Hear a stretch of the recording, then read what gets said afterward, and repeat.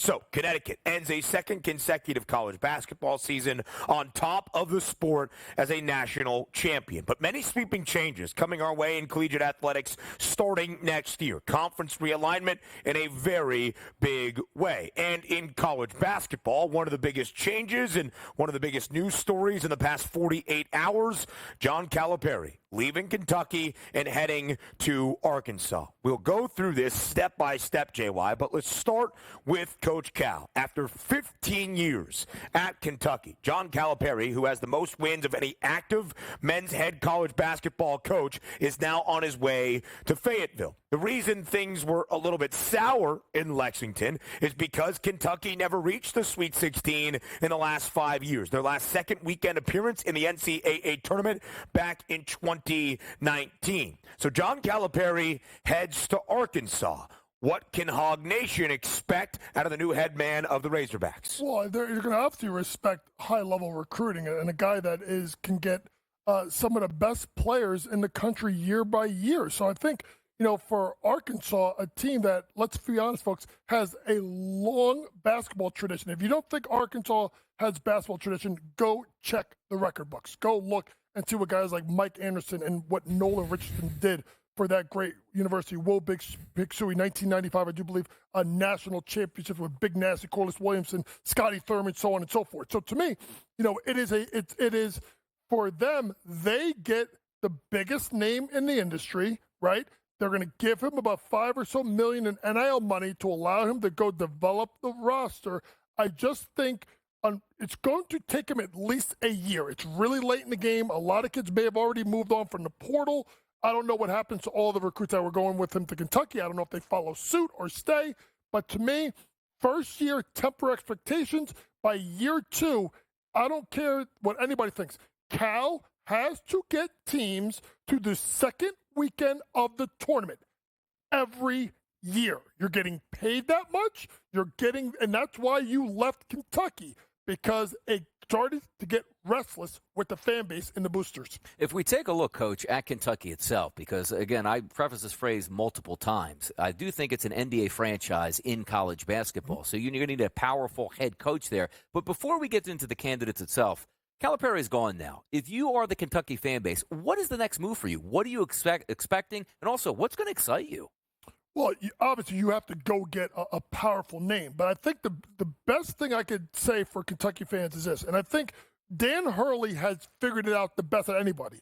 Roster construction in the college game is more important now than ever with the NIL and the transfer portal, meaning you just can't go get like 7 of the top 20 players in the country and think you're going to win that championship. Although that's why I think I'm nervous about Duke, because it's all young kids. You got to find a way to mix up veteran leadership, right, with a piece or two from the portal, and then maybe a couple, maybe 1 or 2 star players. It's about cohesion. It's about fit, because these teams are older and more experienced than ever. So to me, if you're Kentucky, you want to make sure you want to sit down with whoever candidate is and says, show me how you're going to build the roster.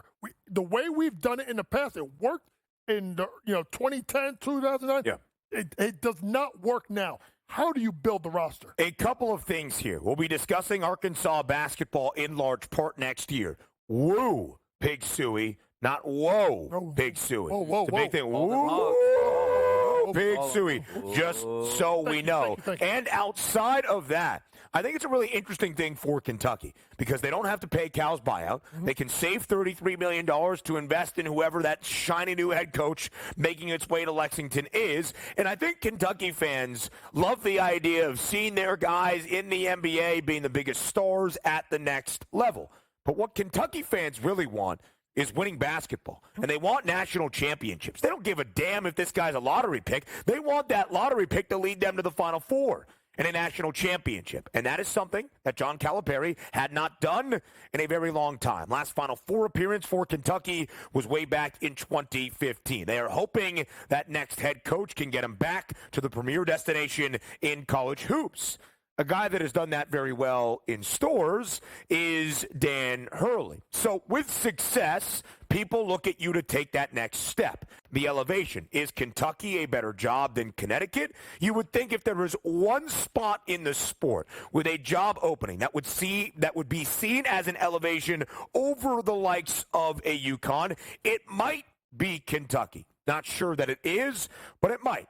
Dan Hurley, after winning his second consecutive national title, was asked about Kentucky's head coaching vacancy and if he expects to return to stores next season. And he said, quote, yeah, I don't think that's a concern. My wife, you should have her answer that, end quote. So, JY, I ask you, is Dan Hurley leaving Connecticut this offseason? I don't see it.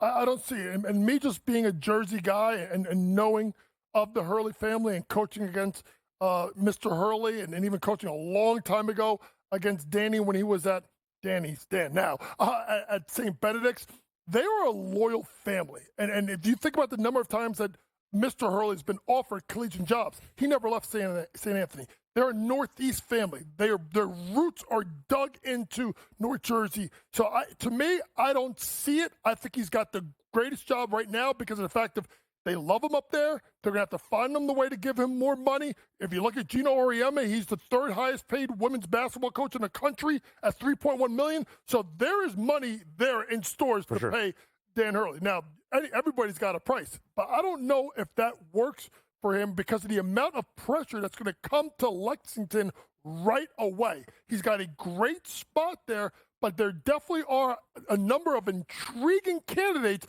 that Kentucky should be looking at. Two-part question here for you, Coach, and also deals with who Kentucky should get. Number one, Dan Hurley is going to make a lot of money regardless if he stays or goes. But also, the NBA could come calling with an absolute avalanche of cash for him. Could you see him going pro? And also, who does fit here for Kentucky for you? I don't think he's a pro guy because he you know what he's got? He's got a little bit of like insanity. He's got Tibbs in him. He's like a young Thibodeau, which means he's a control freak and he's over the top. I don't know how long that lasts because you've seen what Tibbs kind of wears himself out in the locker room everywhere he goes. To me, when you start looking up coaches to look at, I will go to the pros, and I just keep looking at Billy Donovan. This is someone that's won in the SEC. I know he hasn't been in college in a long time. He's won in the SEC. He's got back-to-back national championships. He's gone to the pros. He's coached some of the greatest players on planet Earth, and he's developed guards, which I think is a big thing. Billy Donovan may be a candidate because look for Chicago to blow it up at the end of the year. If you look at college, Nate Oates already said no last night. Completely understand that. So look at Scott Drew, someone at Baylor who's a fantastic coach, who has coached five-star kids, who has shown roster flexibility in regard to the transfer portal and experienced players. I think he makes sense. I think Bruce Pearl, being from the SEC, as someone that's charismatic, that's got this aura and cockiness and arrogance, that I think would actually fit really, really well in a place like Lexington. Yeah. Obviously, Mark Few is like the ultimate wild card because does he want to leave what he has built to go to Lexington? It would be really, you have to give him a ton of money because I think he's someone that's very comfortable at Gonzaga. I know Rick Pitino's on this list. I personally don't see it because I think Rick is someone that's going to probably coach for another 2 to 3 years unless you hire Rick Pitino and then there's this young head coach that you know in 2 or 3 years is going to take over the program that's the placeholder.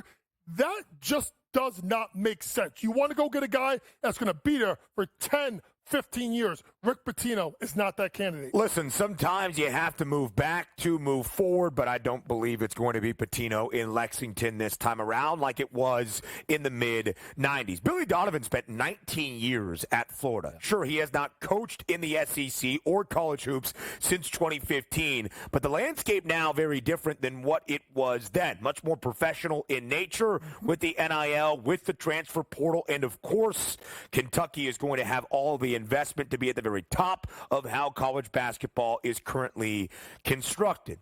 Very interesting times. Yeah, and Dan Hurley, by the way, his sideline antics kind of pissed off a lot of people watching the national championship game last night. He walked onto the floor. He pushed Cam Spencer. A wild thing, was not given a technical. But that's been Dan Hurley.